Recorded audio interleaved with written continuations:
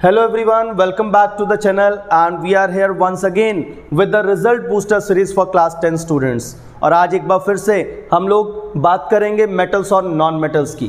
तो पिछले वीडियो में भी हम लोगों ने मेटल्स और नॉन मेटल्स के मल्टीपल चॉइस क्वेश्चंस डिस्कस किए थे और आज एक बार फिर से हम लोग मल्टीपल चॉइस क्वेश्चंस डिस्कस करने वाले हैं from the topic metals and non metals. आज के चैप्टर में फिर से हम लोगों के पास बहुत इजी क्वेश्चंस हैं। Chapter is really very easy, आपको सिर्फ एक बार रीड करके नोट्स को प्रॉपरली प्रिपेयर करना है। So first question is on your screen, the best malleable metal is, कौन सा मेटल सबसे ज़्यादा मेलिएबल होता है। तो आप देखिए इसके अंदर 4 ऑप्शंस आर देयर, आपके पास 4 ऑप्शंस यहाँ पर हैं, aluminium, silver, gold and lead. तो आपको मालूम होना चाहिए कि gold is the best malleable metal. तो सबसे ज़्यादा मेलिएबल मेटल कौन सा होता है? गोल्ड होता है।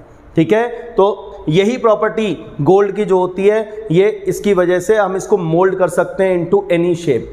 ठीक है जी, तो ये हो गया malleability, it can be beaten into thin sheets.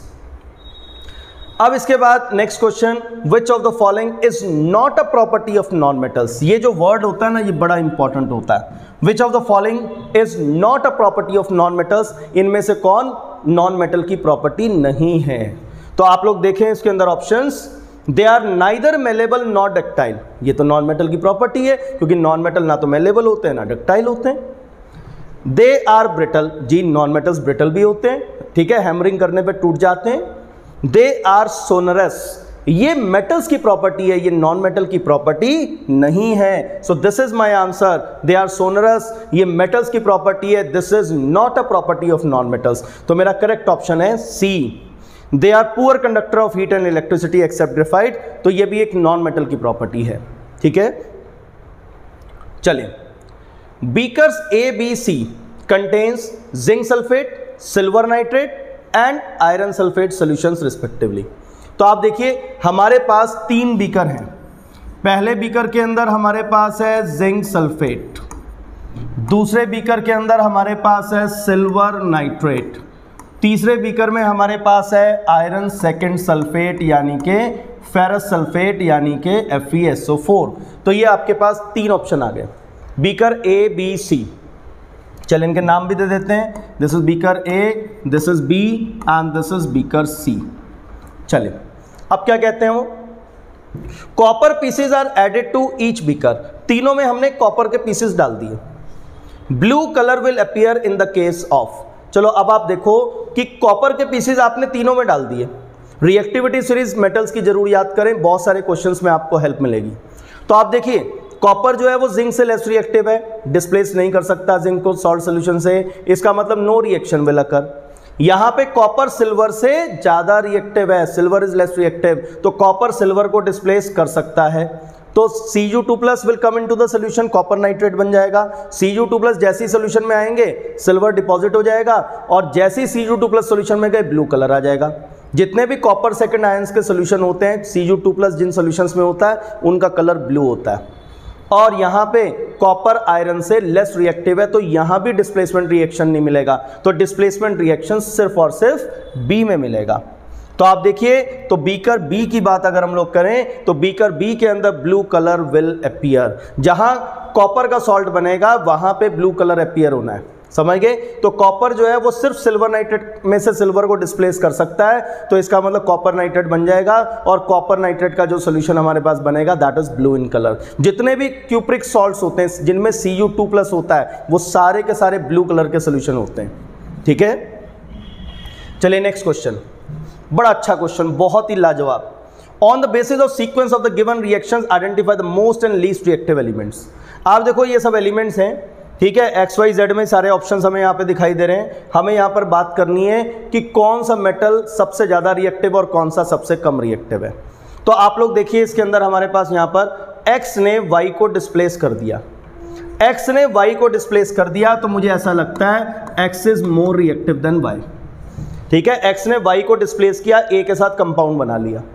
अगली बार देखो X ने Y को डिस्प्लेस किया और B के साथ कंपाउंड बना लिया। तो बात तो ये कि यहां पे भी X Y को डिस्प्लेस कर रहा है, यहां भी X Y को डिस्प्लेस कर रहा है, तो X is more reactive than Y। तो इन दोनों से तो कंक्लूजन हो गया बिल्कुल सेम।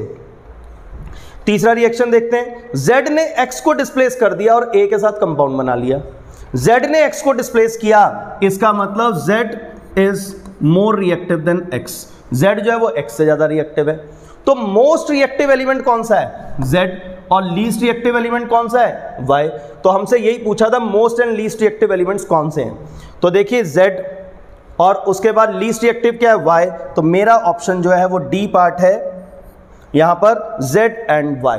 तो आप देख सकते हैं कि मोस्ट रिएक्टिव एलिमेंट Z, ये ऑप्शन भी है, ये ऑप्शन भी है। यहां Z एंड X लिखा है, यहां पे Z एंड Y लिखा है। तो आप देखिए इसके अंदर मोस्ट रिएक्टिव एलिमेंट Z है और Y मेरे पास लीस्ट रिएक्टिव एलिमेंट है। तो इस तरह से हम लोग कंक्लूजन ड्रॉ कर सकते हैं। सो अपने आप में एक बहुत अच्छा क्वेश्चन था। तो इस पैटर्न के क्वेश्चंस बहुत पूछे जाते हैं एग्जाम में। चलिए अब देखिए क्वेश्चन नंबर 5। क्वेश्चन को बहुत ध्यान से आप लोगों को रीड करना है।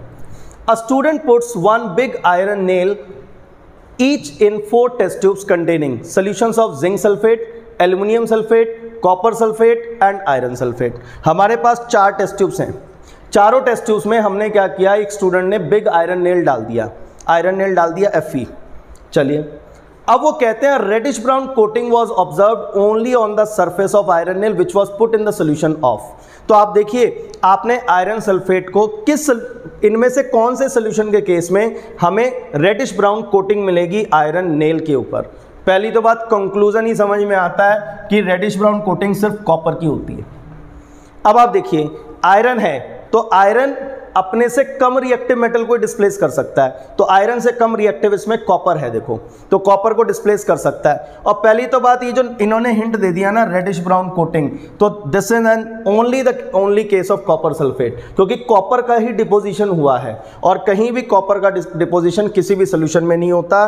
तो आंसर आ जाएगा सी पार्ट, कॉपर सल्फेट। जो आयरन है Fe, जैसे आप आयरन नेल को कॉपर सल्फेट में डालेंगे तो ये रिएक्शन होगा हमारे पास FeSO4 प्लस Cu।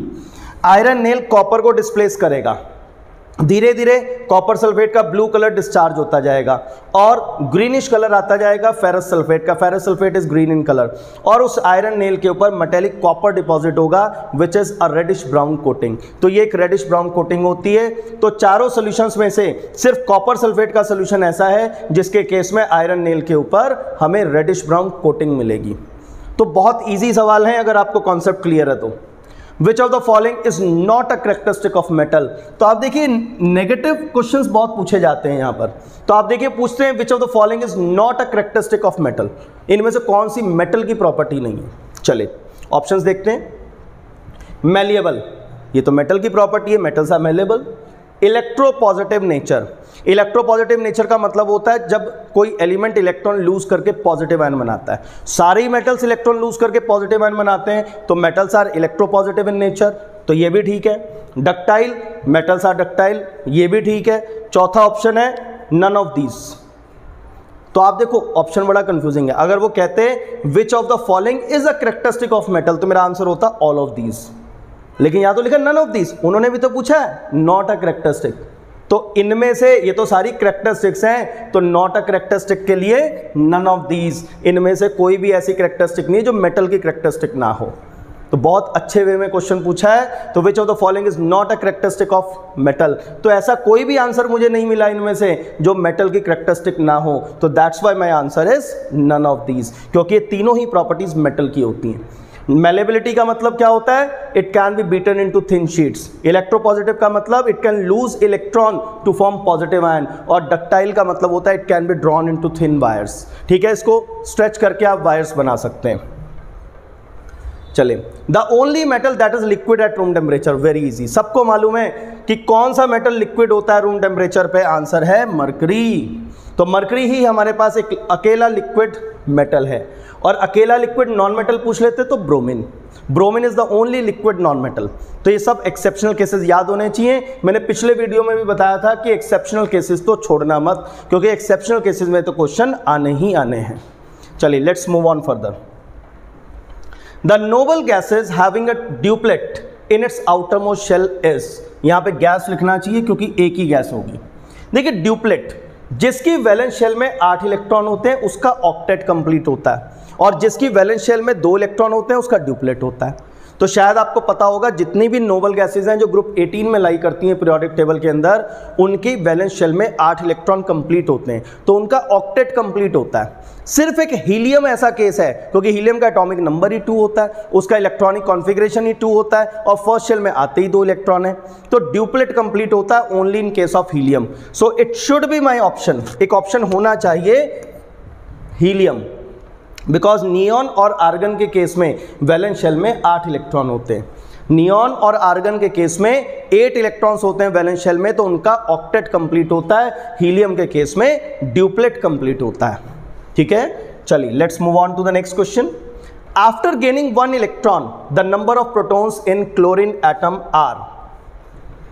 तो आप देखिए इसके अंदर यहां पर आप लोगों से पूछा गया कि क्लोरीन ने 1 इलेक्ट्रॉन गेन कर लिया, Cl से Cl नेगेटिव बना लिया, तो अब बताओ उसमें प्रोटॉन्स कितने होंगे। अब देखो बहुत अच्छा सवाल है।